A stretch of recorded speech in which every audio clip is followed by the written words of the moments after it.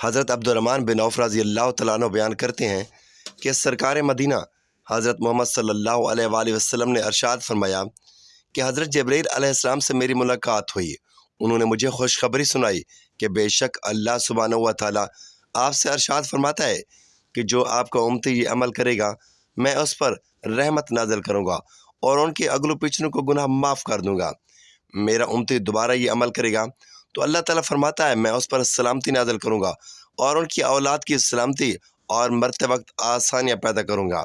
اس پر آپ صلی اللہ علیہ وآلہ وسلم نے اللہ سبحانہ و تعالیٰ کی بارگاہ اقدس میں سجدہ شکر ادا کیا، کیونکہ اس عمل سے جنت سے دوری ہوتی ہے اور جنت پاس آ جاتی ہے۔ وہ عمل یہ ہے۔ بسم اللہ الرحمن الرحیم۔ السلام علیکم ورحمۃ اللہ وبرکاتہ۔ محترم ناظرین، عبداللہ بن عنی رضی اللہ تعالیٰ عنہ فرماتے ہیں کہ رسول اکرم صلی اللہ علیہ وآلہ وسلم کے دربار میں ایک شخص نے آ کر عرض کیا، یا رسول اللہ صلی اللہ علیہ وآلہ وسلم، ایک جوان پر سکرات موت کی حالت ہے، اس کو کلمہ پڑھنے کو کہا جاتا ہے مگر اس کی زبان نہیں چلتی۔ حضور اقدس صلی اللہ علیہ وآلہ وسلم نے فرمایا، کیا وہ زندگی میں کلمہ نہیں پڑھتا تھا؟ عرض کیا، یا رسول اللہ پڑھتا تھا۔ حضور اکرم صلی اللہ علیہ وآلہ وسلم نے ارشاد فرمایا، جب زندگی میں پڑھتا تھا موت کے وقت کس چیز نے اسے روک دیا؟ اتنا فرما کر اللہ کے محبوب صلی اللہ علیہ وآلہ وسلم فوراً ممبر سے اٹھ کھڑے ہوئے۔ آپ سب بھی حضور اقدس صلی اللہ علیہ وآلہ وسلم کے ہمراہ چل پڑے۔ حضور اکرم صلی اللہ علیہ وآلہ وسلم اس جوان کے مکان پر تشریف لے گئے اور فرمایا، اے لڑکے کہیے لا الہ الا اللہ۔ لڑکے نے عرض کیا، یا رسول اللہ صلی اللہ علیہ وآلہ وسلم زبان نہیں چلتی۔ حضور اکرم صلی اللہ علیہ وآلہ وسلم نے فرمایا، کیا بات ہے؟ عرض کیا، یا رسول اللہ صلی اللہ علیہ وآلہ وسلم ماں کی نافرمانی کے باعث۔ حضور اکرم صلی اللہ علیہ وآلہ وسلم نے پوچھا، تیری ماں زندہ ہے؟ تو کہا ہاں۔ حضور اکرم رحمت عالم صلی اللہ علیہ وآلہ وسلم نے اس کی والدہ کو بلا کر فرمایا، کیا یہ تیرا لڑکا ہے؟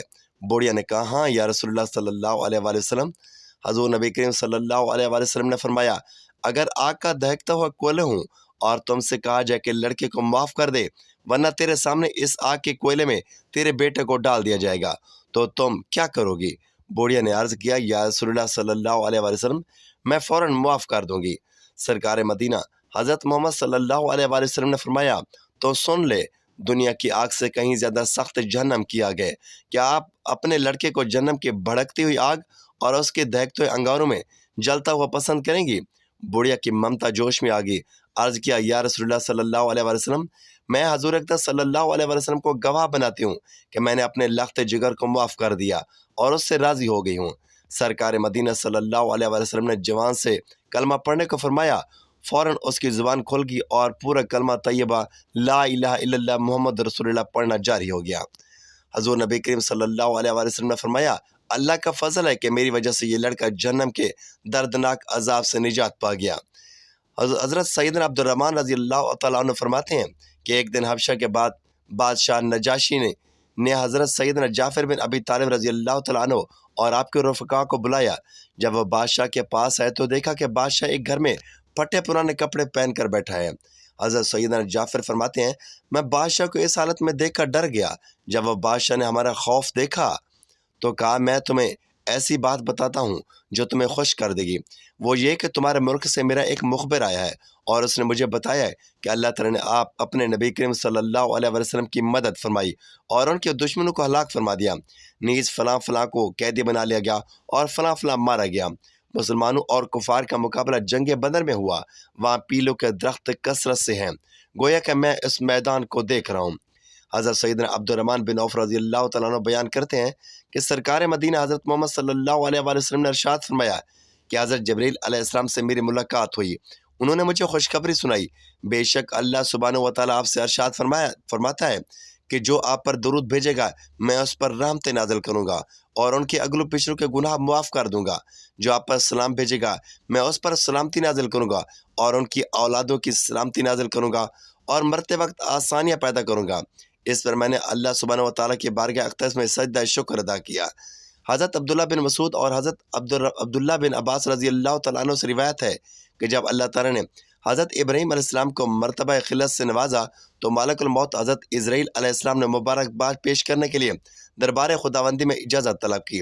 اجازت ملنے پر حضرت ابراہیم علیہ السلام کی خدمت میں حاضر ہو کر خوشخبری پیش کی۔ آپ علیہ السلام نے فرمایا الحمدللہ۔ پھر آپ نے ارشاد فرمایا اے اسرائیل علیہ السلام مجھے اپنی صورت دکھاؤ جس میں تم کفار کی روح قبض کرتے ہو۔ آپ علیہ السلام اسے دیکھنے کی تاب نہ لا سکیں گے۔ فرمایا تب کیوں نہ لا سکوں گا؟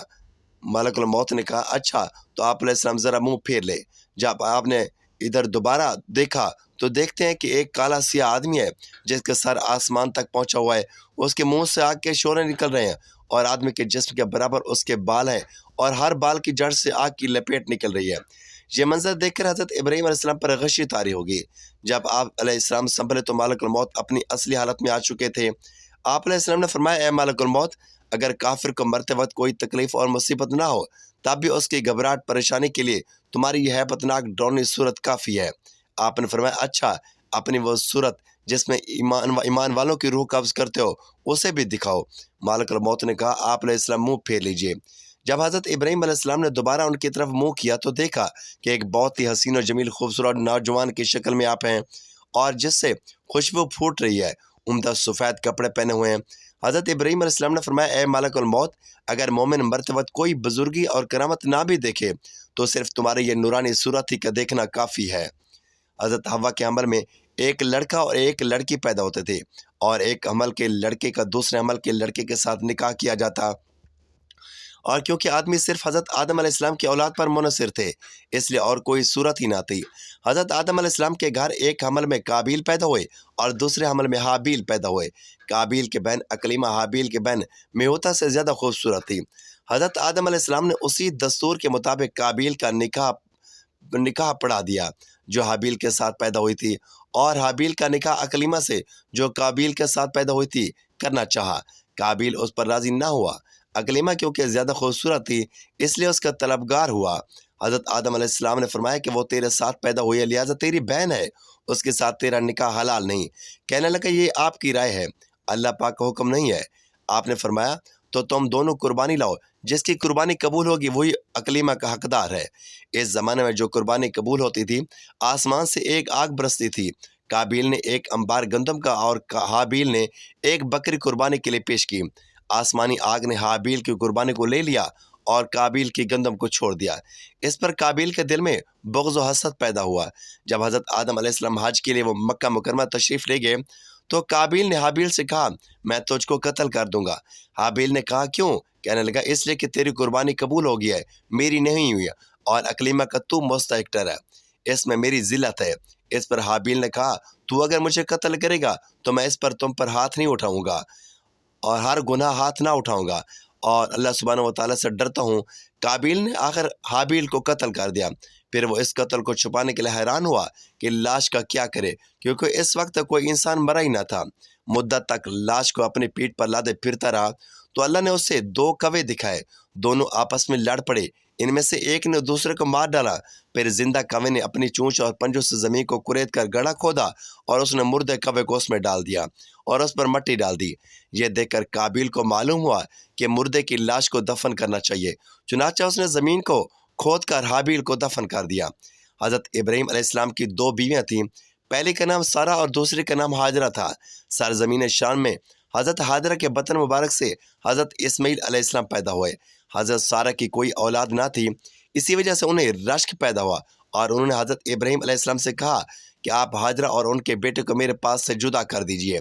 حکم الہی نے یہ ایک سبب پیدا کیا تھا، چنانچہ وہی آئی کہ حضرت سارہ کے کہنے کے مطابق آپ ہاجرہ اور ان کے بچے اسماعیل کو اس سرزمین میں لے جائیں جہاں اب مکہ مکرمہ آباد ہے۔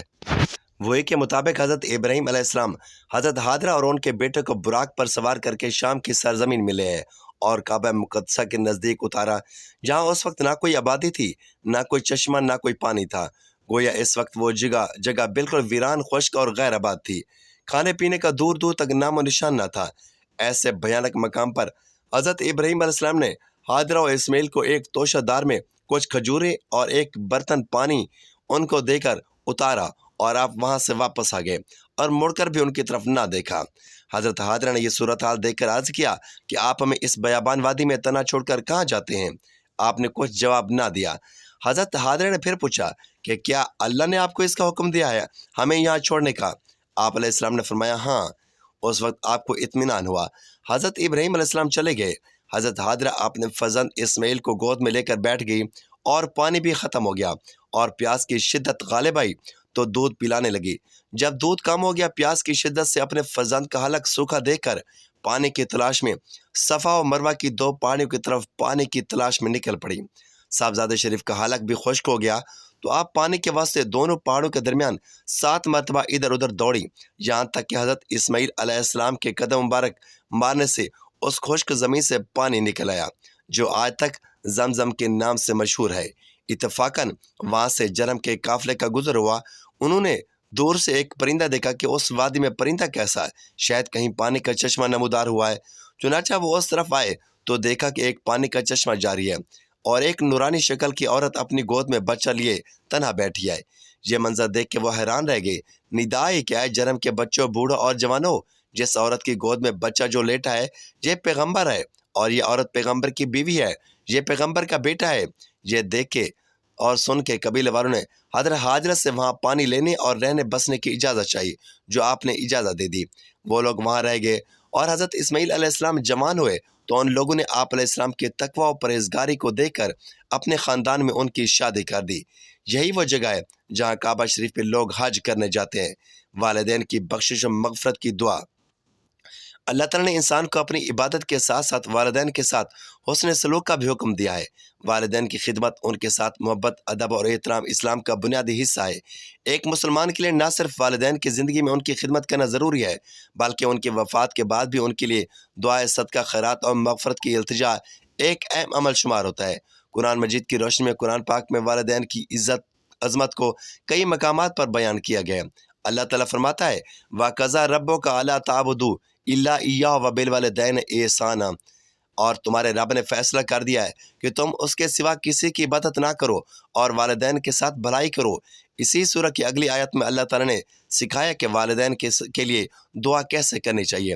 وَقُلْ رَبِّ ارْحَمْهُمَا كَمَا رَبَّيَانِي صَغِيرًا، اور کہو اے میرے رب ان دونوں پر رحم فرما جیسے کہ انہوں نے مجھے بچپن میں پالا۔ یہ دعا مختصر مگر جامع ترین دعا ہے جس میں والدین کی رحمت، مغفرت اور ان کے درجات کی بلندی کی التجا ہے۔ احادیث مبارکہ کی روشنی میں رسول اللہ صلی اللہ علیہ وآلہ وسلم نے بھی والدین کے حقوق اور ان کے لیے دعائے مغفرت کے بارے میں بہت تاکید فرمائی۔ نمبر 1، والدین کے لیے دعا صدقہ جاریہ ہے۔ حضرت ابو ہریرہ رضی اللہ تعالیٰ عنہ سے روایت ہے کہ نبی کریم صلی اللہ علیہ وآلہ وسلم نے فرمایا جب انسان فوت ہو جاتا ہے تو اس کے اعمال منقطع ہو جاتے ہیں سوائے 3 کے: صدقہ جاریہ، ایسا علم جس سے لوگ فائدہ اٹھائیں، یا نیک اولاد جو اس کے لیے دعائے مغفرت کرے۔ اس حدیث سے معلوم ہوا کہ نیک اولاد کی دعا والدین کے لیے جاری نفع کا ذریعہ ہے۔ نمبر 2، والدین کے لیے دعا کرنا اولاد کا فریضہ ہے۔ رسول اللہ صلی اللہ علیہ وسلم نے فرمایا والدین تمہاری جنت اور دوزخ ہیں، یعنی اگر والدین سے حسن سلوک کیا جائے اور ان کے لیے دعائیں کی جائے تو یہی عمل جنت کا باعث بن سکتا ہے۔ والدین کی وفات کے بعد نیک اولاد کا کردار۔ اسلام میں اولاد کا والدین کی وفات کے بعد بھی ایک اہم کردار ہوتا ہے۔ یہ کردار والدین کی مغفرت کے لیے دعا، ان کے نام پر صدقہ، ان کے رشتہ داروں کے ساتھ حسن سلوک اور ان کے وعدوں کو پورا کرنا شامل ہے۔ حضرت عبداللہ بن عمر رضی اللہ تعالیٰ عنہ سے روایت ہے کہ ایک شخص نے نبی کریم صلی اللہ علیہ وآلہ وسلم کی خدمت میں حاضر ہوا اور عرض کیا یا رسول اللہ، میرے والدین وفات پا چکے ہیں، کیا میں ان کے لیے کچھ کر سکتا ہوں؟ آپ صلی اللہ علیہ وآلہ وسلم نے فرمایا ہاں، ان کے لیے دعائے مغفرت کرو، ان کے لیے استغفار کرو، ان کے وعدوں کو پورا کرو، ان کے دوستوں سے تعلق رکھو اور ان کے رشتہ داروں سے صلہ رحمی کرو۔ والدین کے لیے مسنون اور مشہور دعائیں۔ اسلام میں بہت سی دعائیں والدین کے لیے مسنون اور نافع ہیں۔